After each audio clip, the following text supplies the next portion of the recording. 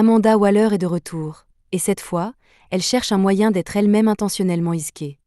Alors que le portail est ouvert, les scientifiques l'avertissent que les niveaux d'énergie sont trop bas pour le maintenir, mais elle ne s'inquiète pas et leur dit d'augmenter l'alimentation en énergie. Les scientifiques s'inquiètent toujours de ce qui se passera s'ils la sollicitent trop, mais pour Amanda, la fille qu'ils utilisent pour ouvrir le portail n'est rien d'autre qu'un outil pour atteindre ses objectifs.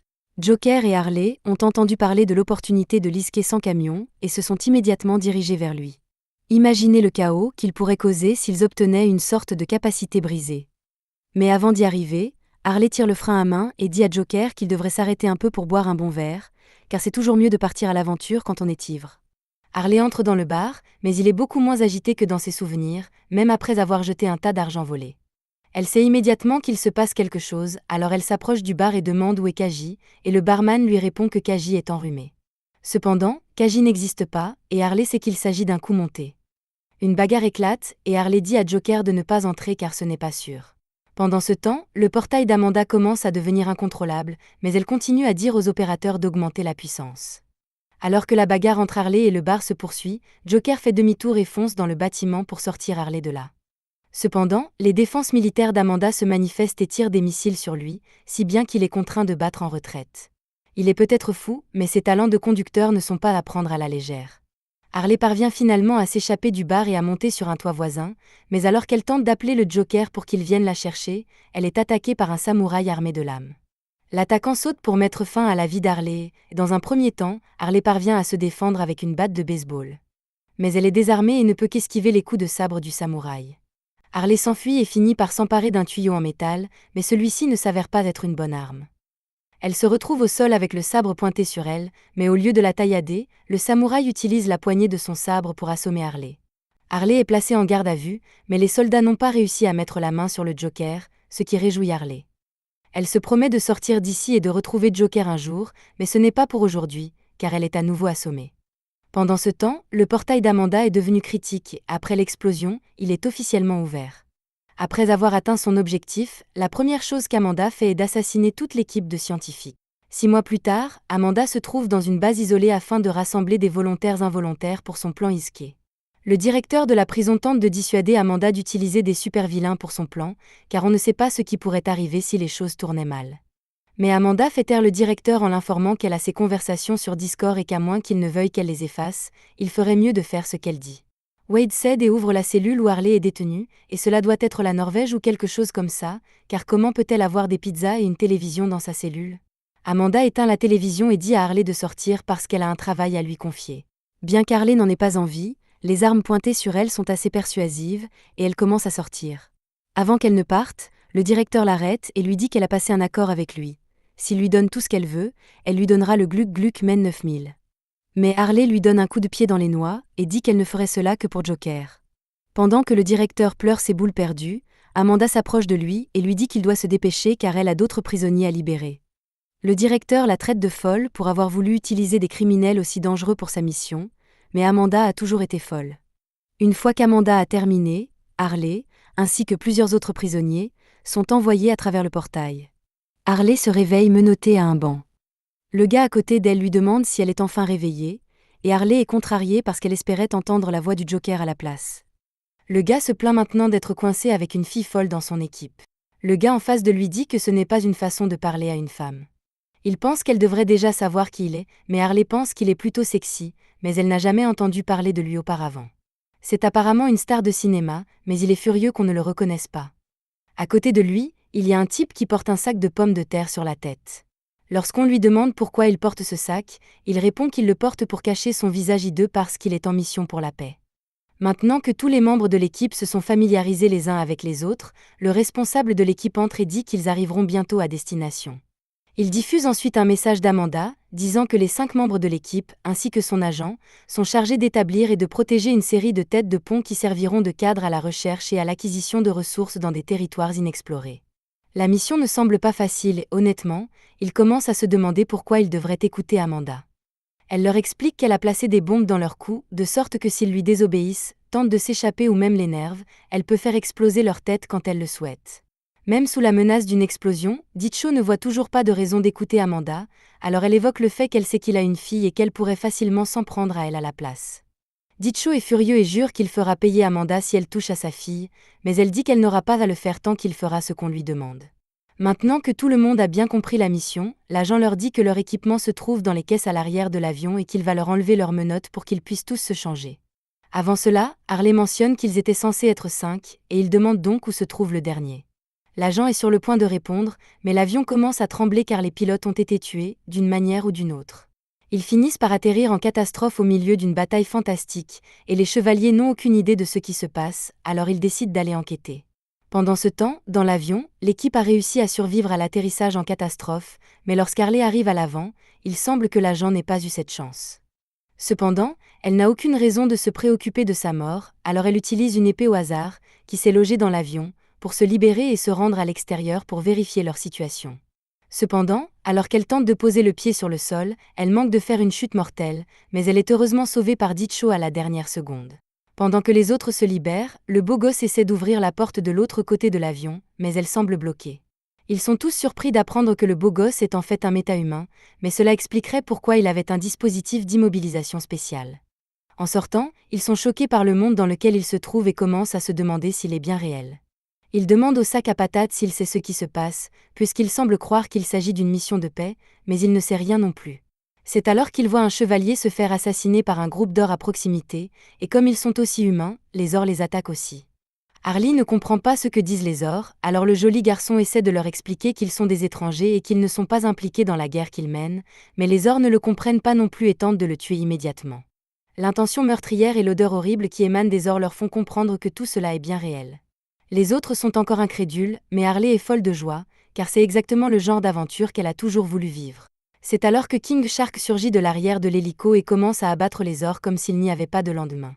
Pendant ce temps, Harley commence à abattre autant d'ors que possible. L'homme au sac de pommes de terre s'attaque également aux ors, et avec son obsession pour la paix, nous découvrons qu'il s'appelle en fait Peacemaker, faiseur de paix. Le beau gosse ne veut pas avoir affaire à ces ors malodorants et tente de s'enfuir. Mais une fois qu'il est clair qu'il ne peut pas s'échapper, il se transforme pour les combattre, et nous découvrons qu'il s'appelle Face d'argile. Au milieu de tout ce chaos, Dicho parvient à récupérer son équipement et commence à abattre les ors un par un. Mais comme ils sont trop nombreux, ils décident de s'attaquer directement à leur chef. Dicho essaie d'aligner son tir, mais certains gardes du chef se trouvent sur le chemin. Il doit donc faire preuve d'imagination et sauter dans les airs pour avoir une vue dégagée. Dès que le chef est dans sa ligne de mire, il lui tire une balle entre les deux yeux. Leur chef mort, tous les ors prennent peur et s'enfuient. Une fois les combats terminés, l'armée des chevaliers arrive enfin pour comprendre ce qui se passe. Dès que Cléphas les voit, il sait exactement ce qui se passe. Il ne peut expliquer comment cela s'est passé, mais il est clair qu'ils ont été transportés dans un monde imaginaire. Ils pensent qu'ils seront traités comme des héros invoqués, mais ils sont simplement enfermés en prison. Dans le monde imaginaire, le convoi de la reine traverse un village déchiré par la guerre. Les villageois la supplient de les aider car ils sont affamés, mais elle n'en a manifestement rien à faire. De retour au château, les fonctionnaires royaux sont occupés à regarder les images de la bataille contre les ors, et ils sont tous convaincus que leur succès est uniquement dû au fait que la reine a pris le temps de se rendre sur le champ de bataille et de jouer le rôle de meneuse de claque. D'autres personnes, plus sensées, mentionnent que la reine n'a rien fait pour aider et qu'il y a encore des milliers de citoyens qui meurent de faim chaque jour. Cependant, les autres fonctionnaires ne voient pas pourquoi ils devraient se préoccuper de ce qui arrive aux paysans crasseux qui n'ont pas les moyens de s'offrir la dernière Bugatti. C'est alors que la reine demande à tout le monde de se taire, car même si la bataille a été gagnée, elle ne considère pas du tout cela comme une victoire, tant que tous les ors de ce monde n'auront pas été éradiqués. Le chevalier raisonnable prend alors la parole et demande à la reine ce qu'elle compte faire des gens étranges qu'ils ont trouvés. Ils ont joué un rôle important dans le renversement de la situation en faveur du royaume, mais la reine n'en tient pas compte et dit au chevalier de les oublier et de commencer à préparer la prochaine bataille. Le chevalier tente de faire valoir qu'il pourrait être utile à la guerre, mais la reine n'en veut pas et le traite de lâche pour avoir essayé d'utiliser de l'aide extérieure pour combattre. La reine demande la clôture de la réunion, mais avant qu'elle ne se lève pour partir, la princesse Fionne demande la permission de prendre la parole. Elle pense que ces gens étranges pourraient bien être leur sauveur après tout. La reine lui dit de se taire puisqu'elle a déjà dit qu'il ne ferait pas appel à une aide extérieure. La réunion se termine ainsi, mais la princesse n'arrive toujours pas à se faire à l'idée de la situation du royaume sous le règne de sa mère. Des enfants se battent pour une miche de pain, alors qu'elle reçoit chaque jour un repas 5 étoiles.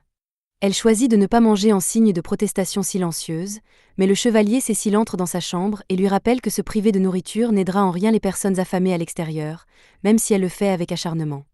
Cécile a peut-être un mauvais jugement en matière de coiffure, mais Fionne comprend qu'il a raison.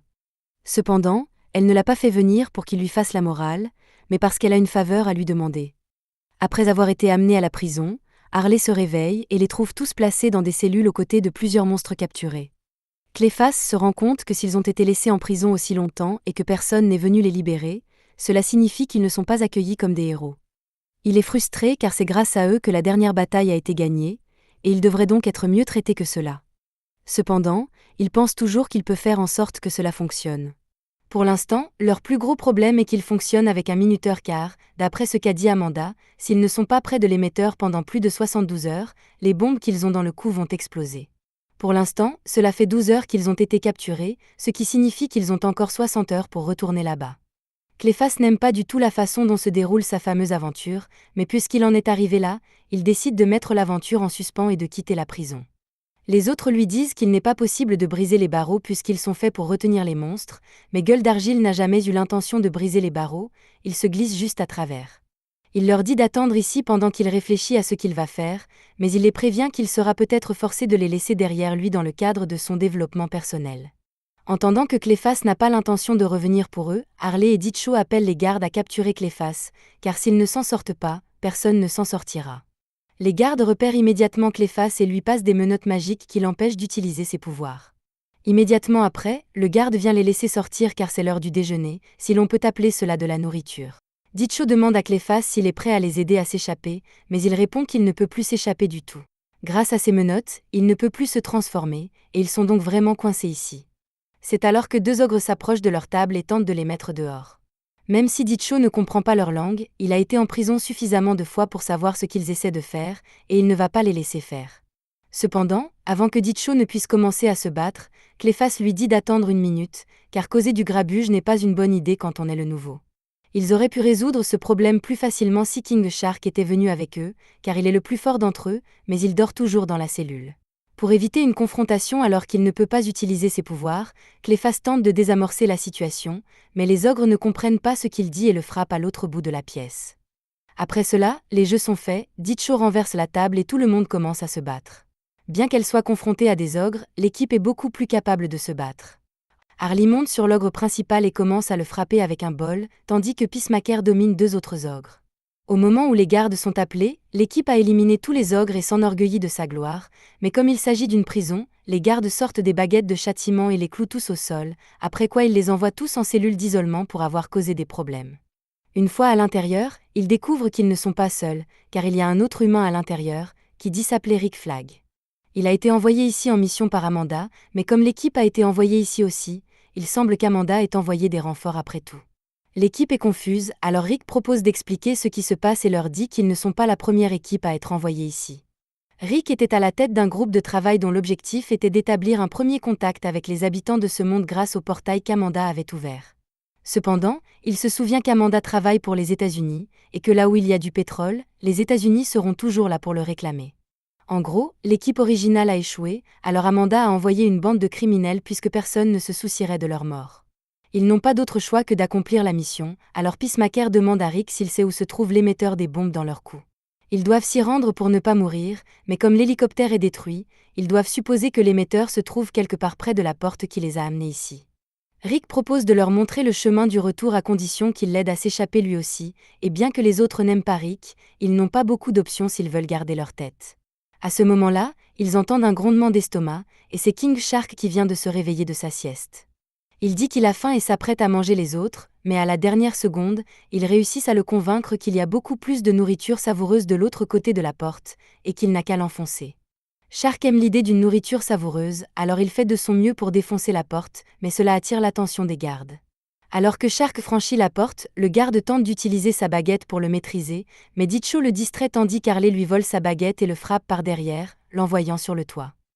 Harley est surprise par la force que la baguette a pu générer, mais elle se brise après une seule utilisation, et n'est donc plus utile. Maintenant que le garde est assommé, Cléphas s'approche de son corps et libère les attaches de ses poignets. Il peut à nouveau utiliser ses pouvoirs, et la première chose qu'il fait est de libérer tous les autres monstres qui étaient piégés ici afin qu'ils puissent faire diversion. Dans le chaos ambiant, ils parviennent à éliminer tous les gardes avec l'aide des monstres et à détruire la prison. Pendant ce temps, Cécile se rend à la prison à la demande de la princesse, car elle pense qu'obtenir l'aide de ces gens étranges serait le meilleur moyen de mettre fin à la guerre et de permettre à la population de retrouver une vie normale. Cécile n'est pas d'accord avec son choix, mais il choisit tout de même d'accéder à la demande de la princesse. Cependant, lorsqu'il s'approche de la prison, il s'aperçoit qu'elle a été complètement prise d'assaut. Pendant ce temps, sur le toit, l'équipe et les monstres s'entendent très bien après avoir aidé tout le monde à s'échapper. En voyant le carrosse de Cécile approcher, ils plaisantent tous en disant qu'il faudra bien plus que cela si le royaume veut récupérer la prison. Alors que Cécile arrive à la porte d'entrée, il est confronté à l'équipe, mais ils ne comprennent toujours rien à ce qu'il dit. Cléphas se souvient de Cécile comme étant celui qui les a envoyés à la prison, et les autres le reconnaissent après avoir vu son crâne dégarni.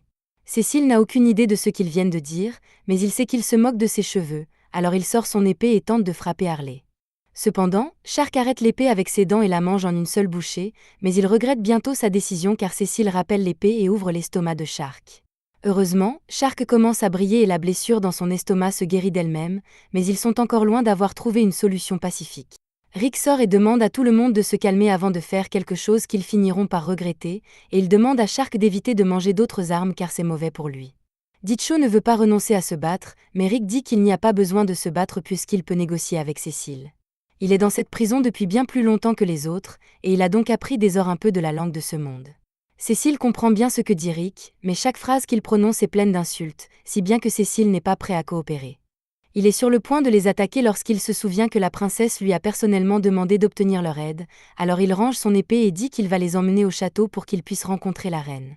Le groupe finit par arriver au château, et alors que la reine entre pour écouter ce qu'ils ont à dire, elle leur jette un sort pour qu'elle puisse comprendre ce qu'ils disent. Rick prend la parole en premier et remercie la reine d'avoir accepté de les rencontrer, mais il a une requête à lui faire. La reine ne voit aucune raison d'écouter les requêtes de quelqu'un qui est encore son prisonnier. Cependant, Rick l'informe qu'il détient des informations précieuses qui lui seront utiles pendant la guerre, et qu'il ne demande en retour que la permission de se déplacer librement.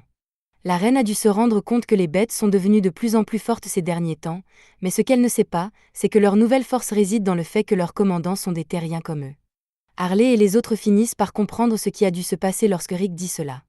Il est donc probable que l'équipe initiale de Rick était également composée de condamnés involontaires, mais qu'une fois arrivés ici, ils ont trahi Rick et se sont ralliés à l'Empire des Bêtes. En gros, si le royaume perd cette guerre, c'est parce que Rick n'a pas pu contrôler son équipe. La reine a toutes les raisons d'être en colère contre eux, mais Peacemaker prend la parole et dit qu'ils feront tout ce qu'il faut pour expier l'erreur de Rick et restaurer la paix sur sa terre. Mais elle prend Rick en otage comme police d'assurance. Cécile est d'accord pour les laisser se battre en première ligne aux côtés de ses hommes, mais la reine a pris sa décision. Alors que Rick est emmené, il dit aux autres qu'il ferait mieux de faire le travail, sinon ils ne pourront pas trouver l'émetteur puisqu'il est le seul à savoir où il se trouve. Maintenant qu'il est parti, Harley dit qu'elle a un peu faim et qu'elle aimerait manger quelque chose, et il devrait probablement trouver quelque chose pour Shark avant qu'il ne décide de les remettre au menu. De plus, ils vont avoir besoin que la reine leur rende leurs affaires. Une fois qu'ils ont récupéré leur équipement, ils s'habillent tous et se rendent sur le champ de bataille, mais alors que la bataille fait rage, ils ne s'impliquent pas puisque Cécile leur a dit que son armée peut gagner sans leur aide. Cléphas pense toujours qu'ils devraient les aider car cela pourrait améliorer leur relation avec le royaume, mais en toute honnêteté, Ditcho ne veut pas avoir à traiter avec les bêtes en bas. Ils sont incroyablement forts, et ils se battent sans se soucier de leur vie, il lui serait donc difficile de les maîtriser. Il se demande quel genre d'entraînement les loups ont dû subir pour se battre ainsi, mais Harley ne pense pas qu'ils aient été entraînés à faire cela, il s'agirait plutôt d'un lavage de cerveau. Cela signifie qu'ils ont affaire à un méchant qui sait laver le cerveau des gens, et si c'est le cas, alors Ditcho sait exactement à qui ils ont affaire. Le type était un vieil ami à lui, il pense donc qu'il l'écoutera. Ils font tous le tour du fort, et Cléphas essaie quelque chose de nouveau, il touche les murs du fort et y fait apparaître un trou. Les autres ne savaient pas qu'il pouvait faire ça, mais puisqu'il peut détruire les murs, Ditcho lui demande s'il ne pourrait pas simplement faire tomber toute la forteresse, pour qu'il n'ait pas à faire tous ses efforts. Malheureusement, Cléphas ne pense pas pouvoir le faire car il n'y a pas assez d'humidité ici. Depuis qu'il est arrivé ici, il a senti quelque chose comme de la magie parcourir son corps, et les autres ont dû faire la même chose. La capacité habituelle de Cléphas est de contrôler l'argile dans son corps, mais maintenant il peut contrôler n'importe quel type d'argile. Il lui faut encore un peu de temps pour s'y habituer, mais cela ne manquera pas de lui être utile. Il commence à se frayer un chemin dans les couloirs du fort, éliminant les loups un par un, et finissent par arriver sur le toit où se cache le cerveau. Ditcho appelle Ratcatcher, mais même si Ditcho semble penser qu'ils sont de vieux amis, Ratcatcher le déteste absolument. En prison, Rat était souvent malmené par les autres prisonniers parce qu'il aimait les rats. Dicho a donc décidé d'intervenir, mais ce faisant, il a grillé Ra de façon irrémédiable. Dès lors, Dicho ne cessera de harceler Ra où qu'il aille, essayant toujours d'être utile mais ne faisant qu'empirer les choses. Il donnait du fromage à Ra et prenait sa nourriture à la place. Il se pointait pendant que Ra faisait ses besoins et lui faisait une coupe de cheveux gratuite mais non désirée, et il a même commencé à fournir des DVD de destruction de Ra à Ra pour une raison ou une autre. Après toutes les humiliations qu'il a subies de la part de Dicho, Ra ne veut rien d'autre que le tuer. Ses pouvoirs d'origine lui permettaient seulement de contrôler l'esprit des rats, mais dans ce monde, il peut contrôler toutes les bêtes qu'il souhaite, et il y en a beaucoup. Alors que le groupe combat les loups, Peacemaker se rend compte qu'il doit éliminer Ratcatcher pour mettre fin à cette situation, mais alors qu'il tire une balle sur Ratcatcher, celle-ci est bloquée par un loup qui se trouve à proximité. Il sera difficile de s'approcher de Ratcatcher, alors que Cléphas montre les réservoirs d'eau géants qui se trouvent au-dessus d'eux. Dicho les détruit et le toit est inondé d'eau. Maintenant qu'il y a suffisamment d'humidité, Cléphas est capable de contrôler entièrement l'argile dans les murs du château, et il crée une fosse sous les loups, les faisant tomber plusieurs étages plus bas. Maintenant qu'il a le champ libre, Peacemaker vise directement la tête de Ratcatcher. Cependant, avant que la balle n'atteigne sa cible, Ratcatcher est sauvé par la fille samouraï de tout à l'heure, et Harley a un compte à régler avec cette fille pour l'avoir séparée de Joker. Après les dégâts causés par Cléphas à la tour, l'ensemble s'écroule sur le sol, et Cécile commence à leur crier dessus pour avoir tout détruit. Dicho se justifie en disant que Cécile aurait perdu la bataille s'il n'était pas intervenu, et qu'il suffit de reconstruire le fort pour que tout soit comme neuf. Mais pour l'instant, ils ont fait leur travail et rentrent chez eux. Pendant ce temps, au château, la reine et son cabinet regardent la bataille se dérouler, et ils sont tous satisfaits de l'issue, surtout Fionn, qui est toujours très intéressée par Harley. Au même moment, le samouraï emmène Ratcatcher dans une grotte isolée et lui rappelle qu'elle ne le sauve pas par bonté. L'empereur déteste l'incompétence, alors s'il se trompe encore, il n'y aura pas de prochaine fois.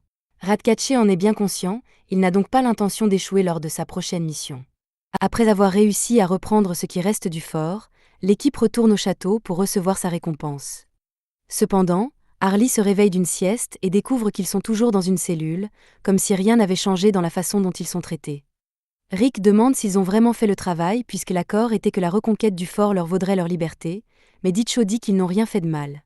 Oui, ils sont peut-être allés un peu trop loin et ont détruit le fort, mais le travail a quand même été fait. Pour l'instant, il est plus préoccupé par les bombes car, d'après Peacemaker, il ne reste que 12 heures avant qu'elles n'explosent. À ce moment-là, il remarque tout ce que Fionn s'approche d'eux, et bien qu'ils ne se soient jamais rencontrés auparavant, Cléphas suppose qu'elle doit être la princesse, et il commence à lui faire du charme. Mais Dicho l'interrompt et va droit au but en demandant à Fionn quand ils seront libérés. Fionn s'excuse, mais elle n'a aucun moyen de connaître cette information. Elle est persuadée que leur récent succès dans la reprise du fort signifie qu'ils seront bien traités, mais ce n'est pas très convaincant alors qu'ils sont tous encore derrière les barreaux. Fionn se tourne alors vers Harley, qui lui demande ce qu'elle veut, mais Fionn ne peut se résoudre à le dire. Un peu irritée, Harley dit à Fionn qu'elle a remarqué qu'elle l'a fixé tout à l'heure, et que si elle a quelque chose à dire, elle devrait le faire. Les autres se demandent pourquoi Harley est si contrariée par le fait que Fionn la regarde, mais elle ne peut pas s'en empêcher, car Fionn lui rappelle son ancien moi. Juste à ce moment-là, Cécile entre dans la prison avec les clés des cellules car la reine a appelé l'équipe, et Dicho se demande ce qui a pris tant de temps. Nous assistons à un flashback de l'enfance de Fionn, alors qu'elle grimpait sur un toit avec quelques-uns de ses amis, et que la vue qu'ils avaient été magnifique. Fionn est impressionnée même si son château est plus grand, mais l'enfant lui rappelle qu'elle est déguisée en roturière pour l'instant, et qu'elle ne peut donc pas parler de son statut royal ici. Fionn s'excuse et change de sujet pour demander si le petit frère de l'enfant va mieux. Le gamin répond que son frère va bien, mais que le prix du pain a encore augmenté et qu'il n'y a plus de cheminée à ramoner en ville, alors les temps sont durs. À ce moment-là, elle remarque que Cécile l'appelle, elle doit donc rentrer rapidement à la maison sous peine de se faire gronder, mais avant de partir, le gamin lui demande si elle sait quand la guerre se terminera. Fionn ne peut malheureusement pas le dire avec certitude, tout ce qu'elle sait, c'est que les combats se déroulent dans les montagnes. Plus tard dans la journée, Fionn se fait gronder par la reine pour être allée en ville jouer avec les roturiers. Fionn se moque de Cécile, qui avait à l'époque une coupe de cheveux décente, mais la reine l'informe que ce n'est pas Cécile qui l'a dénoncée, mais des gardes de la ville qui l'ont reconnue. Elle rappelle à Fionn qu'en tant que membre de la famille royale, elle a un devoir différent de celui des paysans. Mais avant qu'elle ne parte, Fionn lui demande quel est le devoir de la royauté. La reine répond alors qu'il s'agit de mettre fin à la guerre. Malheureusement, la reine n'a pas réussi à mettre fin à la guerre, ce qui a inévitablement entraîné la mort de tous les amis de Fionn, pris dans la violence. De retour dans le présent, Cécile appelle Fionn pour lui rappeler que la réunion du conseil de guerre est sur le point de commencer. Fionn s'excuse et se prépare à y assister, mais Cécile lui rappelle qu'on ne s'attend pas à ce qu'elle y fasse une apparition. Fionn le sait, mais c'est quelque chose qu'elle veut faire pour jouer un rôle dans l'arrêt de la guerre. Lors de la réunion, le Conseil reçoit un enregistrement de centaines de soldats de la bête impériale marchant vers une attaque. Tous commencent à paniquer à cette vue, mais la reine appelle tout le monde à rester calme et demande une mise à jour de la situation. En ce moment, l'armée impériale se dirige vers les plaines en traversant la forêt. Heureusement, ils avancent lentement, mais vu leur nombre, les gardes postés dans la forêt ne suffiront pas à les maîtriser. Si rien n'est fait pour changer la situation, les forces impériales pourront traverser le pont menant au royaume en moins de 2 jours. Ce serait une issue terrible, mais alors que tout le monde panique, Harly prend la parole et demande pourquoi ils sont toujours enchaînés alors que l'accord prévoyait qu'ils seraient libérés après avoir repris le fort. La reine répond qu'ils n'ont pas respecté leur part du marché puisqu'ils ont détruit tout le fort alors qu'ils étaient censés le récupérer pour elle, mais elle oublie cela pour l'instant. À la place, elle demande à Rick de se lever car il a mentionné avoir des informations utiles sur les officiers supérieurs de l'Empire. Elle veut donc savoir qui dirige l'armée et comment ils peuvent réussir à garder le contrôle d'un si grand nombre de soldats. Cependant, avant de lui donner ces informations, Rick demande à être informé du début de cette guerre afin de mieux comprendre la situation. La reine demande donc à Cécile de s'expliquer. Le royaume est en guerre contre l'armée impériale depuis plusieurs décennies, mais l'intensité de la guerre s'est considérablement accrue au cours des 6 derniers mois. Le fait que les elfes et les hommes bêtes aient trahi le royaume pour se ranger du côté de l'Empire est l'un des principaux facteurs de ce changement. Rick est surpris d'entendre cela, et en fait, les hommes bêtes qu'ils ont combattus en essayant de récupérer le fort étaient à l'origine des sujets du royaume. Peacemaker les traite de traîtres pour avoir abandonné leur royaume, mais Cléphas pense qu'ils en avaient peut-être simplement assez d'être si maltraités. Rick dit à la reine qu'il est presque certain que celui qui a poussé les hommes bêtes à la trahir est l'égorgeur de rats. Sur Terre, il avait le pouvoir de communiquer avec les rats, mais il est possible que sa venue dans ce monde lui ait donné la capacité de communiquer avec les bêtes et de leur imposer sa volonté. La reine leur demande s'ils ont des suggestions pour l'attraper, mais ils n'ont pas vraiment de bonnes idées. Maintenant qu'il y pense, Ditcho se demande pourquoi Rick n'a pas réussi à faire sauter la tête de Ratcatcher et des autres criminels lorsqu'ils sont passés à l'action, puisqu'Amanda a dû leur planter des bombes dans le cou. Rick n'a aucune idée de la façon dont cela s'est passé, mais avant qu'ils ne réalisent ce qui se passait, les bombes dans leur cou avaient été diffusées. C'est probablement pour cette raison qu'Amanda a programmé l'explosion des bombes de l'équipe actuelle. Comme l'équipe n'est pas en mesure de fournir des informations utiles, la reine est sur le point de les renvoyer en prison, mais c'est alors que Harley se souvient soudain de quelque chose que Joker lui a dit à propos de la chasse aux rats. Elle révèle le plan à tout le monde, qui trouve que c'est une bonne idée. Mais le seul problème est qu'ils devront non seulement arrêter l'armée de Ratcatcher, mais aussi forcer Ratcatcher à venir en première ligne pour pouvoir l'attaquer, et ils n'ont pas assez de monde pour cela. Rick se tourne vers la reine et lui demande si elle accepterait de lui prêter quelques-uns de ses soldats pour assurer le succès de cette mission. Une fois la mission achevée, Rick demande à ce qu'il soit libéré. Les membres du conseil commencent à insulter Rick pour avoir osé penser qu'il pourrait lui prêter des soldats, mais Fionn prend la parole et dit qu'elle pense qu'il serait bénéfique de faire confiance à ces gens pour le bien du royaume. Cependant, elle est immédiatement interrompue lorsque les membres du conseil lui demandent si elle est prête à assumer la responsabilité si Rick finit par faire tuer leurs soldats sans raison. Cécile ajoute que ce serait également beaucoup trop imprudent, car les seuls chevaliers actuellement disponibles pour la bataille sont ceux qui sont directement sous ses ordres, et même tous ces hommes ne suffiraient pas pour le plan qu'ils ont en tête. Cependant, Harley affirme qu'ils n'ont pas besoin de chevaliers humains, puisqu'elle sait où ils peuvent trouver une tonne de guerriers valides pour la mission. Un peu plus tard, le camp est en train d'être installé près du fort détruit quand Harley voit les ogres et les ors de la prison entrer. Elle s'approche de l'ogre pour le saluer, et il respecte encore beaucoup Harley pour avoir été capable de le battre, alors il accepte de suivre ses ordres. Harley monte sur un tonneau pour s'adresser au reste des bêtes, et elle leur dit que s'ils travaillent dur lors de la prochaine bataille, ils seront libérés de la prison. Dans le cas contraire, ils seront renvoyés directement à la prison. Tout semble sous contrôle, alors Cécile s'éloigne et laisse Harley s'occuper du reste. Pendant ce temps, Rick donne un travail à Cléphas, qui n'est visiblement pas content, mais il s'en va quand même le faire. Pendant ce temps, Rick hurle sur King Shark pour qu'il arrête de manger toute leur ration de nourriture, et Peacemaker se contente de nettoyer son arme sans s'en mêler. À ce moment-là, Cécile s'approche de Rick pour discuter, et d'après ce qu'il sait de la situation, Rick est un soldat et l'équipe est composée d'une bande de criminels. Il lui demande donc si cela ne le dérange pas de devoir se battre aux côtés de criminels aussi odieux. Bien sûr que cela le dérange, il n'aurait jamais choisi de traiter avec ces fous s'il avait eu son mot à dire, mais en tant que soldat, il est forcé de suivre les ordres de ses supérieurs. Alors que la nuit arrive, Cléphas revient après avoir fait son travail, et Rick le remercie pour son aide. Les structures d'argile ne sont pas sa spécialité, mais elles seront suffisantes pour la bataille. Il est temps pour eux de discuter de leur plan de bataille. Rick montre une carte pour indiquer où il se trouve, et les barrières que Cléphas a mises en place avec la ligne de défense des ogres et des chevaliers devraient suffire à stopper la progression de l'armée impériale. Cléphas remarque l'absence de Ditcho et lui demande ce qu'il peut bien faire. On lui répond que Ditcho est perché sur le toit en tant que tireur d'élite, et il décide de le laisser faire son travail là-haut. Au même moment, Cléphas demande à Cécile s'il peut lui parler de la princesse Fionne. Cécile lui demande pourquoi il veut tout savoir, et Cléphas lui explique que Fionne semblait vouloir leur demander quelque chose plus tôt, mais qu'elle n'a pas pu se résoudre à le dire, et qu'il veut donc savoir quel genre de personne elle est. Cécile explique que Fionne est une fille au grand cœur, et qu'il n'y a personne dans le château qui se soucie autant qu'elle des habitants du royaume. Pendant qu'il parle, Harley se moque d'elle et dit que Fionne n'est qu'une mauviette qui ne sait pas se défendre, et Cécile est prête à en découdre avec Harley pour avoir insulté sa princesse devant lui. Cependant, un peu plus tard, King Shark sent l'ennemi approcher et alerte les troupes qu'il est temps de se battre. Cécile dit qu'il va aller commander ses troupes pendant que les autres s'occupent des ogres, mais Harley et les autres n'ont pas l'intention de se battre pour l'instant.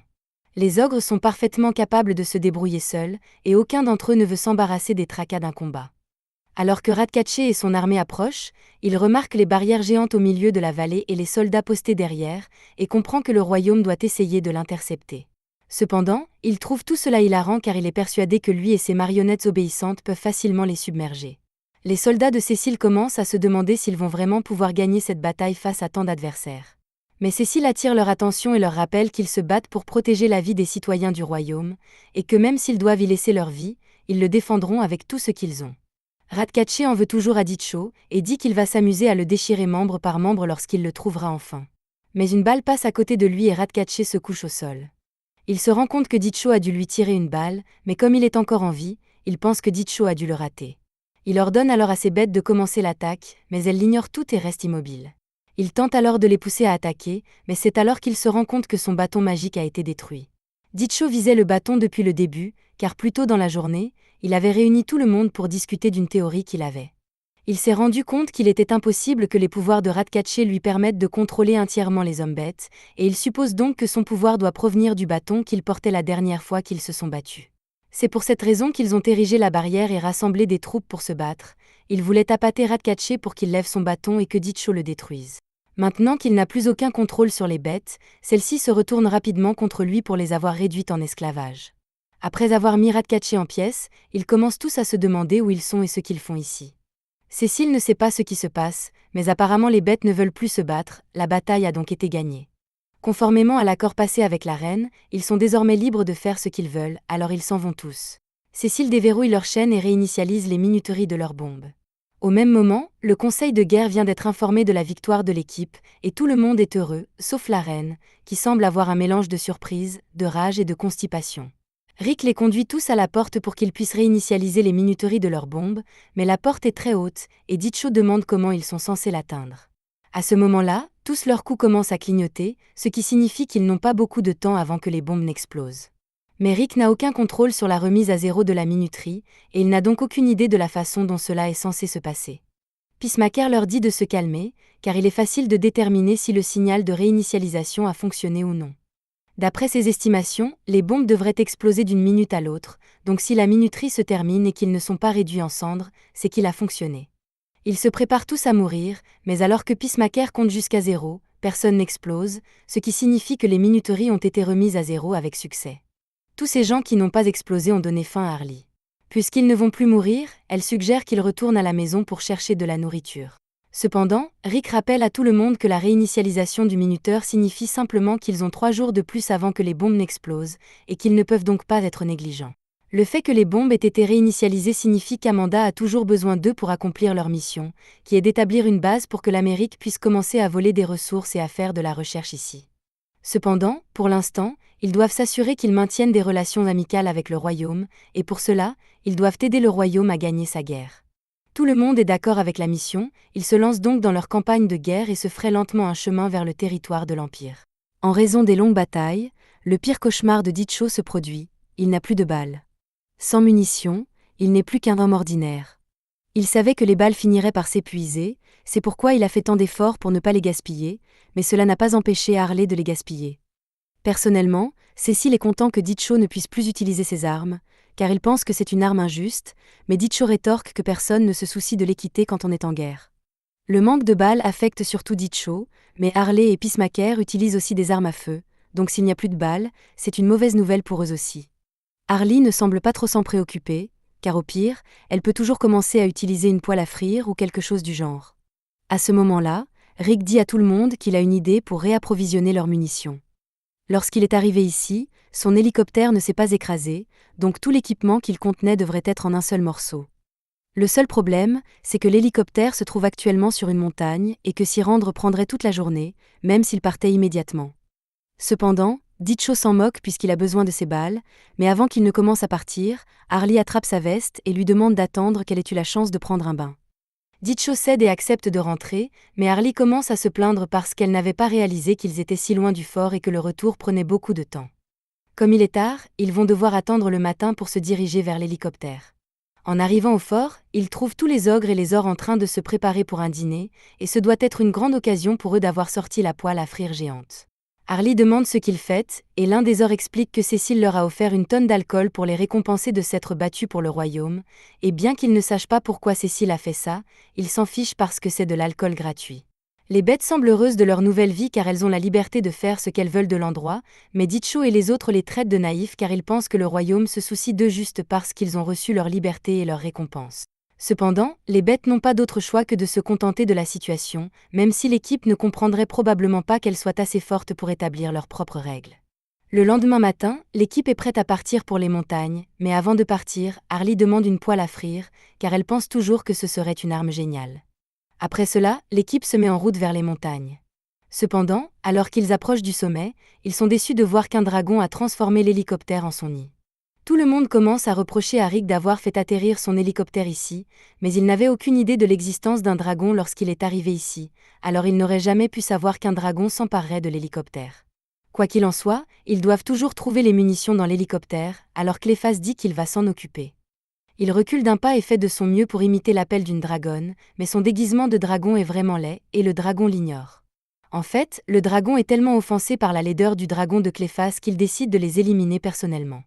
Ils se mettent tous à courir pour sauver leur vie alors que le dragon essaie de les tuer, mais malheureusement, le dragon finit par attraper King Shark et s'envole avec lui, de sorte que l'équipe doit réfléchir à un plan pour le sauver. Cléphas utilise ses pouvoirs pour créer un mur d'argile qui bloque le chemin du dragon. Pendant que le dragon est distrait, Rick et Peacemaker se rendent à l'hélicoptère pour récupérer leurs munitions. Pendant ce temps, Ditcho charge sa dernière balle et vise l'œil du dragon pour tenter de l'éliminer. Mais le dragon s'avère trop résistant, et sa balle ne fait que rebondir sur son corps. Heureusement, ce tir a réussi à agacer suffisamment le dragon pour qu'il recrache King Shark, mais il l'a aussi poussé à les attaquer à leur place. Avant qu'ils ne soient cuits vivants, Cléphas crée un mur de boue pour les sauver. Grâce à son facteur de guérison inexpliqué, King Shark se porte parfaitement bien, mais il est toujours en feu. Les autres sont soulagés qu'ils s'en sortent, même s'ils ne comprennent pas comment. Mais quelques secondes plus tard, le mur de boue que Cléphas a construit pour les protéger s'effondre sur le sol car le feu l'a asséché, et ils n'ont plus aucune autre protection contre le feu du dragon. Au moment où le dragon s'apprête à lancer une nouvelle salve, Harley se souvient qu'elle a une poêle à frire magique, alors elle l'utilise pour repousser la boule de feu. Cependant, elle est tellement occupée à célébrer son coup d'éclat qu'elle oublie que le dragon peut aussi infliger des dégâts au corps à corps, si bien que Ditcho doit la porter en lieu sûr. Pendant qu'il court, il se demande pourquoi les autres mettent tant de temps à préparer les armes, alors Harley saute de ses épaules et dit qu'elle va aller vérifier. Dans l'hélicoptère, elle voit Rick en train de trier les armes, et elle repère quelque chose qui pourrait être très utile, un manche à balai. Elle le lance à Ditcho, et Peacemaker fait diversion pendant que Cléphas maintient le dragon en place. Ainsi, avec un tir parfaitement aligné, Ditcho frappe le dragon en plein dans le cou, ce qui le fait vaciller et mourir. Maintenant que la menace est écartée, ils retournent tous à l'hélicoptère pour se réapprovisionner. Pendant que Ditcho prend tout ce dont il a besoin, Cléphas demande à Peacemaker ce qu'il a fait pour attirer l'attention du dragon, alors il sort l'œuf de dragon qu'il a volé et dit qu'il l'a utilisé comme otage. Harley n'arrive pas à croire que Peacemaker ait pu faire une chose pareille, car même s'ils sont tous des criminels, utiliser des bébés comme otages est d'une bassesse inouïe. Peacemaker ne se sent pas vraiment mal et dit même qu'il va faire une omelette avec l'œuf, mais Harley l'en empêche et prend l'œuf pour le mettre en sécurité.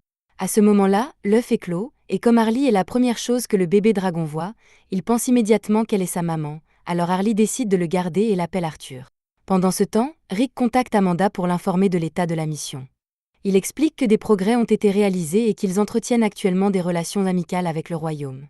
Cependant, les membres de l'équipe précédente sont tous devenus des voyous, et Amanda ordonne à Rick de faire tout ce qu'il faut pour les tuer.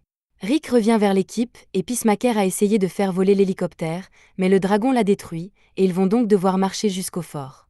Après une longue marche, il fait déjà nuit et Ditcho est de bonne humeur car il a fait le plein de munitions, mais alors qu'ils approchent du fort, ils sont choqués de le voir réduit en cendres.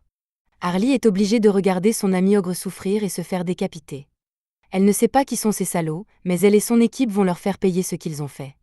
Lorsque les elfes remarquent que Harley émerge des ténèbres, ils chargent tous vers elle, mais l'un d'entre eux est éliminé par Ditcho tandis qu'un autre reçoit un coup de corde à linge qui lui enlève la vie. Un elfe en arrière-plan jette un sort, mais Peacemaker se faufile derrière elle et pointe un pistolet sur sa tête. Cependant, lorsqu'elle se retourne, Peacemaker est choqué de voir qu'il n'y a même pas un soupçon de peur dans ses yeux, et quelques instants plus tard, une explosion est envoyée droit sur lui. Peacemaker réussit à l'éviter, mais l'elfe est réduite en cendres. Il jette son corps et lève les yeux pour voir les cerveaux de ce massacre, une sorcière et un savant fou qui contrôlent l'armée d'elfes. Le scientifique est sur le point de commencer son monologue diabolique, mais Ditcho ne perd pas de temps et vise directement la tête, mais malheureusement, le scientifique avait un champ de force prêt à se défendre. Ditcho n'arrive pas à croire qu'ils ont eu affaire à un dragon et maintenant à un scientifique juste après. Harley demande si le scientifique est ici pour se venger de Ratcatcher, mais il se fiche éperdument d'un perdant comme Ratcatcher. Il est juste venu ici pour détruire le fort, et comme ils ont déjà atteint leur but, la sorcière dit qu'il n'y a aucune raison pour qu'ils se battent contre l'équipe. Cependant, Harley ne les laissera pas partir sans se battre après ce qu'ils ont fait à ses amis. Peacemaker lance une bombe sur le scientifique et, alors que sa vision est obscurcie, Harley se rapproche de lui et tente de briser son bouclier avec sa batte. Mais cela ne se passe pas comme prévu, car le scientifique demande à un elfe de lancer un sort de vent et d'éloigner Harley. Il n'a aucune idée de la raison pour laquelle elle pensait qu'une batte pourrait traverser le bouclier alors que les balles de Ditcho n'y parvenaient pas, mais il s'attendait à ce qu'il en soit de même pour de simples personnes à la tête normale. Il a tellement d'avance sur eux qu'il a déjà prévu que Cléphas essaierait de l'attaquer en douce, et il ordonne donc aux elfes de bloquer l'attaque pour lui. Le scientifique déclare fièrement que son armée est bien supérieure à celle de l'équipe, car tous ces elfes reçoivent des ordres à partir d'un lien direct avec son cerveau. Le roi requin se met à courir pour attaquer, alors le penseur ordonne aux elfes de lancer leur sort de vent et d'envoyer sur lui des rafales d'air de la force d'un ouragan. Mais le roi requin est trop costaud pour être emporté par le vent, et la sorcière s'interpose pour l'arrêter avec son bouclier. Mais ses dents sont si acérées qu'il manque de la transpercer. Pour se sauver, elle s'envole dans les airs avec son bouclier, tandis que King Shark s'accroche encore. Harley veut l'aider, mais elle est un peu préoccupée par les elfes, alors King Shark se débrouille tout seul. Une fois qu'ils sont dans le ciel, la sorcière détruit sa barrière et fait tomber King Shark dans l'eau. Dès qu'il a eu le temps de retrouver ses repères sous l'eau, il se fait sauter dessus par Killer Crow et un monstre marin. Killer Crow est un peu plus rapide que lui, ce qui fait que King Shark se fait combiner, mais il parvient finalement à attraper Killer Crow et à le plaquer contre un mur. Cependant, avant qu'il ne puisse porter le coup de grâce, le monstre marin remonte, et Killer Crow retient King Shark en place pour permettre au monstre marin de tirer. Pendant ce temps, à la surface, Harley fait de son mieux pour éliminer autant de soldats elfes que possible. Alors que les elfes s'apprêtent à lancer à nouveau leur sort d'ouragan, Ditcho les abat tous avant qu'il n'en ait l'occasion. Ils se soutiennent tous les uns les autres, mais il y a trop d'elfes pour qu'ils puissent progresser. Les elfes ne sont pas la seule chose dont ils doivent se préoccuper, car Monsieur Tête d'œuf a plus d'un tour dans son sac et utilise ses cristaux pour plonger tout le monde dans ses pires cauchemars. Cléphas devient la risée de tous sur scène, Ditcho est menacé par sa propre fille et Peacemaker est piégé dans une ville en ruine où il n'a pas réussi à les sauver. Ils sont tous les trois incapables dans la réalité, et Egged se réjouit de leur souffrance, mais la sorcière veut qu'il en finisse, alors il demande qu'on lui apporte l'arme spéciale, et une fois qu'il l'a, il leur tire à tous les trois une balle dans la poitrine. Harley n'arrive pas à croire ce qui vient de se passer, et la sorcière a l'audace de lui dire d'accepter la défaite et de s'en aller, alors Harley se fâche et tente de lui fracasser le crâne. La sorcière tente d'expliquer qu'il ne s'agit pas d'une affaire personnelle, mais d'une alliance temporaire avec l'Empire. Elle ne veut vraiment pas retourner à la prison, et elle n'aime pas particulièrement l'Empire non plus, alors elle se sert d'eux jusqu'à ce qu'elle obtienne ce qu'elle veut. En entendant cela, Harley est encore plus en colère, car c'est une chose de tuer ses amis, mais c'est bien pire de le faire pour l'Empire alors qu'elle ne l'aime même pas. Elle reproche à la sorcière de passer d'une ordure à l'autre, et c'est le genre de personne que Harley déteste par-dessus tout. À ce stade, la sorcière a renoncé à convaincre Harley de s'éloigner, elle se déchaîne et l'explose. Lorsqu'Harley se réveille, elle voit Rick dire à Tête d'œuf et à la sorcière de reculer, sinon il leur fera sauter la tête avec les bombes qu'il leur a mises dans le cou. C'est du bluff, mais Tête d'œuf n'a aucun moyen de savoir si Rick dit la vérité ou non, alors il demande pourquoi Rick ne les a pas fait exploser dès qu'ils ont été séparés, ou mieux encore, pourquoi il ne les fait pas exploser maintenant, puisque cela permettrait de se débarrasser de deux ennemis à la fois. Rick explique qu'Amanda lui a ordonné de les capturer vivants si possible, mais qu'il les fera exploser s'il n'a pas le choix. Tête d'œuf croit à l'histoire et accepte de partir pour l'instant. Une fois qu'il est parti, Rick va voir comment va Harley, qui pleure à chaudes larmes la mort de ses amis. Par miracle, Cléphas se réveille un peu plus tard et est parfaitement indemne, ce qui est logique car pourquoi une balle suffirait-elle à le tuer? Il attribue sa survie au fait que la balle s'est arrêtée d'elle-même avant de s'enfoncer trop profondément, et c'est la même chose pour les autres. Après le réveil de Ditcho et de Peacemaker, Cléphas demande si Ditcho a quelque chose à voir avec le fait que les balles ne les ont pas tués, mais il répond qu'il n'a aucune idée de ce qui s'est passé, et que la lueur verte sur les balles n'est manifestement pas une cause d'inquiétude. Ils l'ignorent donc tous et retournent à la capitale, où ils sont immédiatement enfermés à nouveau en prison.